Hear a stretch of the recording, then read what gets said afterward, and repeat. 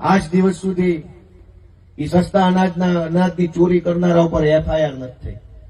આ વિસાવદરમાં જે ઘટના બની અને એ ઘટનામાં હું ઉપવાસ ઉપર બેઠો ને એનો વિડીયો ઉતર્યો ને વિડીયો વાયરલ થયો, એમાં 4 છોકરાએ કોમેન્ટ કરી તો જુનાગઢના એસઓજી વાળા, ક્રાઇમ બ્રાન્ચ વાળા અનેક નિર્દોષ લોકોને ઉઠાઈ આવ્યા.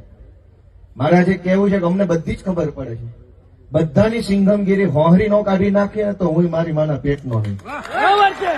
અમને બધી ખબર પડે છે. આજ મૂંગા બેઠા છે, તારે તમારી અધિકારીગીરી, હોશિયારી બધું જ કાઢી લ્યો મારા ઉપર, પણ જેથી ગુજરાતની જનતા મારા માથા ઉપર હાથ મૂકે ને તેથી તમને જીવવા જેવા નહીં રહેવા દો.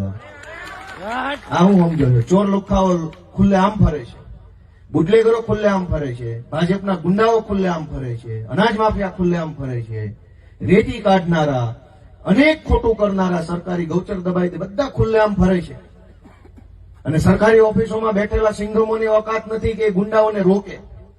કાંઈ વાંધો નહીં, બોટાદના પોલીસ વાળા હોય કે વિસાવદરના સિંઘમો હોય કે ગમે તેના સિંઘમ હોય, આજ અમે નહીં બોલીએ, સહન કરી લેશું, શાંતિથી જીવશું, તમારી મારી સહન કરી લેશું, ગાળી સહન કરી લેશું.